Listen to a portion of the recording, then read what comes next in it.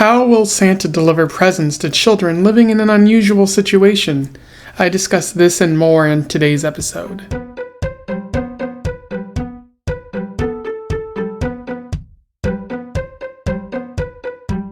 Welcome back to Around the Weird, a booktube channel where I talk about all the unusual and out of the ordinary literature that I found in my travels.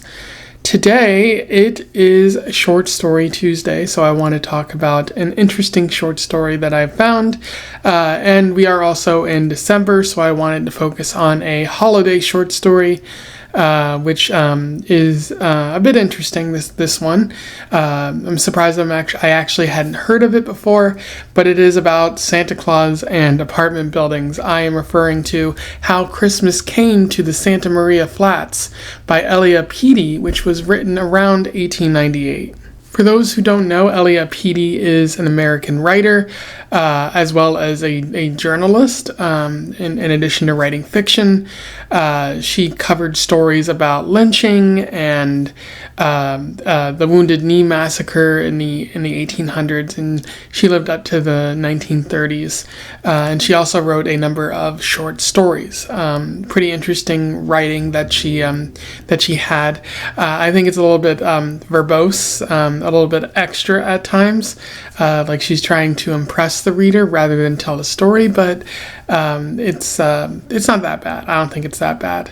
But yeah, again, I'm surprised I haven't heard of this author before, because this seems like a classic Christmas story, but not a lot of people seem to be talking about it over other Christmas stories or holiday stories that have been published. But without further ado, let's talk about How Christmas Came to the Santa Maria Flats. I will do a summary, a little bit of analysis, and we will move on from there. So How Christmas Came to the Santa Maria Flats focuses on 26 children who live in the Santa Maria Flats, which is an apartment complex that has horrible rules and a bad lease. Children can't go running around, can't go playing in the hallways. They have to go outside to do that. People can't enter the building unless they live there. So if you're a stranger trying to bring gifts or something like that, which you can see what I'm alluding to, you wouldn't really be allowed in, which creates a problem in that the children now want to know how Santa is supposed to show up. That Santa wouldn't be allowed in the front door, and the children also take a look at their chimneys and discover that they're not that well built, and that Santa would have a hard time coming down that chimney, given that he is a fat man. So this kind of displeases the children. It makes them unhappy. They continue to talk all through December, and eventually they on Christmas Eve they go to bed sad, thinking that they're not going to get any Christmas gifts.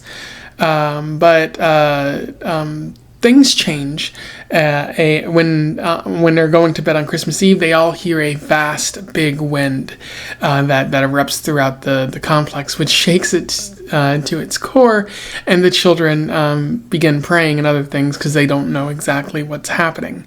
But the next day, they discover filled stockings and presents. It seems that Santa has come, and when they look around, they see that the skylights have been broken. So Santa kind of came in through the skylights and delivered presents to each floor, which is funny. It's very Die Hard when you think about it.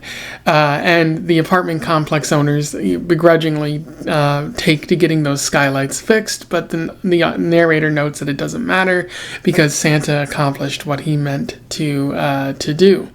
So everyone is able to enjoy their Christmas and has presents. There's also a subplot in this story, focusing on a woman named Kara Johnson and a janitor, and they trade gifts, and they seem to be bonding in a way that suggests something romantic is developing.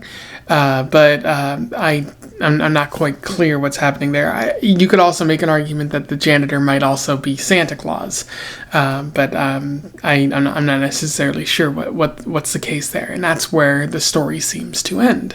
In terms of analysis, there's a fair bit to talk about with How Christmas Came to the Santa Maria Flats. One of the most obvious themes, the most apparent thing is the Christmas magic, which you see in a lot of Christmas-themed stories, short stories, whatnot. And so the question is, how will Santa deliver presents to such a restrictive place? You already have the obstacle in place. You see that with a lot of Christmas-themed media. Like, how is Christmas going to come to Whoville now that the Grinch has stolen Christmas? Or how will Tim Allen deliver presents given that he doesn't actually believe that he's Santa Claus? And how will he reunite with his son, among many other different types of plots involved. And so that's sort of one thing. You see the obstacle and how Christmas will have to overcome it, how the magic will have to become a factor. And even more, you see the emotions of despair and renewed joy. Despair when the children feel they won't get a Christmas, and renewed joy when they realize that it has happened for them, that they're able to get their presents and they're able to feel that magic. And a lot of it happens because Santa improvises. He can't come down the chimney, he can't walk in through the front doors, so he has to come in through the skylights, which is incredibly funny and just a visual of seeing Santa do that, of just like busting in and then just like kind of floating down, or just like falling all the way down and walking all the way back up. It seems very silly, but I think it captures the magic of Christmas overall. And ultimately, no one is left out, and everyone maintains their believing, because the ultimate magic of Christmas is believing, which you could attribute to the tangential birth of Jesus. And like, if you believe in Christmas, if you believe in Santa, you might also believe in Jesus. And so you're just capturing the magic of that time. Peattie also does a good job with discussing the children's plight in this story. Peattie shows, why Christmas matters to these children.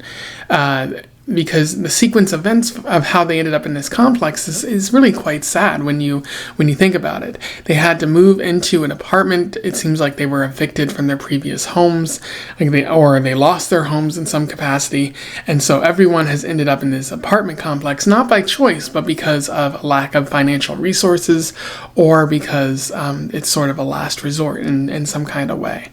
And so they don't want to be here, and now there's these awful rules that say how they can, what they can do in this complex, how they can live, and what they have to do, and all sorts of things like that. And so to be under those sort of restrictive conditions in a place where you don't already want to be, that doesn't sound like fun. That's gonna put a major bummer on you. And then there's that limited space as well. And you might have come from a home, but now you're living in a smaller apartment, so you can't move around. And again, I guess Christmas also matters, because the children need some of that Christmas magic. They need to believe in something, or else they're just stuck with their lives, which aren't exactly in the best place. In addition to the Christmas magic, it's important to point out that Christmas is one of the few good things in these children's lives. That if they manage to have this Christmas, that'll carry them forward for a good amount of time. So the magic matters, but also just the having something to hold on to in a time where you don't have a lot is very key here. Anyway, those are my thoughts on how Christmas came to the Santa Maria Flats. A pretty short story, but one that definitely gets at the spirit of Christmas. I definitely think you should seek this out if you haven't already done so. I will put a link to it in the description. Let me know what your thoughts are in the comments below. I would love to hear from you and possibly have a discussion about this. Otherwise, don't forget to like, share, and subscribe so that more people can find out about this short story, as well as Elia Peattie if they don't already know. And until then, I wish you the best of luck in your weird and apartment-based Christmas travels. Farewell.